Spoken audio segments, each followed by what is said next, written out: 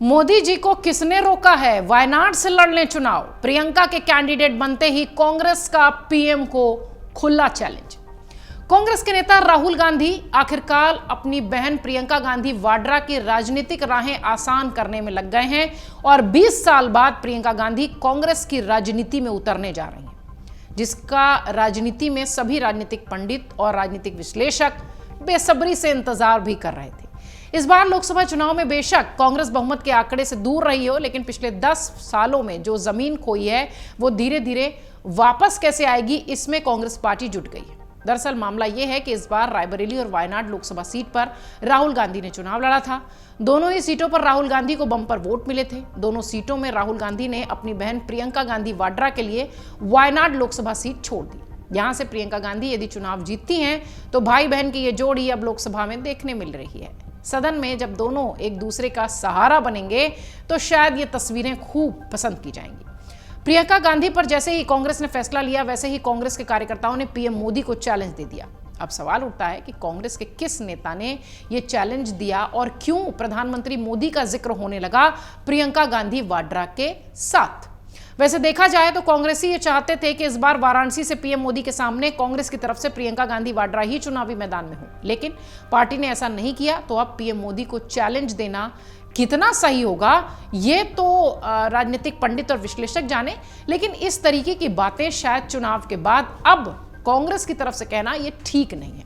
आपको बता दें, राहुल गांधी ने वायनाड लोकसभा सीट से इस्तीफा दिया है। रायबरेली से सांसद रहे हैं वो, और कांग्रेस ने वायनाड से उपचुनाव में प्रियंका गांधी को उतारने का फैसला किया है। प्रियंका के कैंडिडेट बनते ही कांग्रेस ने पीएम मोदी को वायनाड से चुनाव लड़ने का चैलेंज दे दिया। कांग्रेस के नेता पवन खेड़ा कहते हैं कि मोदी जी भी आए वायनाड से चुनाव लड़ें, उन्हें किसने रोका है? पवन खेड़ा ने राहुल गांधी के वायनाड छोड़ने और रायबरेली से सांसद बने रहने के फैसले का जिक्र करते हुए कहा कि हम सबको ये फैसला पसंद आया। पूरे देश में खुशी की लहर है, खासतौर से कांग्रेस के कार्यकर्ताओं में।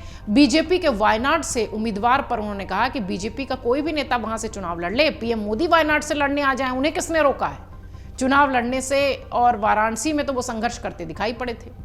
दरअसल कांग्रेस के अध्यक्ष मल्लिकार्जुन खड़गे ने कांग्रेस की बैठक के बाद यह ऐलान किया कि राहुल गांधी रायबरेली से सांसद बने रहेंगे और वो वायनाड की सीट खाली करेंगे और वायनाड की सीट से कांग्रेस प्रियंका गांधी वाड्रा को उम्मीदवार बनाएगी। इस फैसले के बाद राहुल गांधी ने वायनाड से इस्तीफा लोकसभा में भेज दिया। उधर प्रियंका गांधी ने भी इस फैसले का स्वागत किया। उन्होंने कहा, मैं बहुत खुश हूं, मुझे गर्व महसूस हो रहा है कि मुझे वायनाड का नेतृत्व करने का अवसर मिलेगा। राहुल गांधी 2019 की तरह इस बार भी 2 सीटों पर चुनाव लड़े थे, वायनाड और रायबरेली, और दोनों ही जगह वो जीत गए थे। 2019 में अमेठी और वायनाड से चुनाव वो लड़ते दिखाई पड़े थे। वायनाड में उन्हें जीत मिली थी, लेकिन अमेठी में स्मृति ईरानी के सामने वो हार गए थे। कांग्रेस ने इस बार अमेठी से राहुल की जगह केएल शर्मा को चुनावी मैदान में उतारा था और केएल शर्मा भी इस बार 1.5 लाख से ज्यादा वोटों से जीत गए और स्मृति ईरानी को उन्होंने हरा दिया था। फिलहाल पवन खेड़ा कांग्रेस के नेता पीएम मोदी को चैलेंज करते हुए दिखाई पड़ रहे हैं कि वो चाहें तो वायनाड से चुनावी मैदान में उतर जाएं। सियासत में लगातार लोकसभा चुनाव के परिणाम के बाद वार पलटवार का दौर जारी है। इस बार आईएनडीआईए के गठबंधन ने इस गठबंधन से जुड़े दलों की, खासतौर से कांग्रेस की, जो एक तरीके से कह लीजिए कि मनोबल है, उसे बहुत ज्यादा मजबूत किया हुआ है। इस लिहाज से भी इस तरह के बयान कांग्रेस के नेताओं की तरफ से लगातार आ रहे हैं और उसी कड़ी में पवन खेड़ा ये कहते दिखाई पड़ रहे हैं कि प्रियंका गांधी वाड्रा वायनाड से चुनाव लड़ रही हैं, बीजेपी चाहे तो पीएम मोदी को उतार दे। बहरहाल इसका जवाब बीजेपी कैसे देती है, ये आने वाला वक्त बताएगा।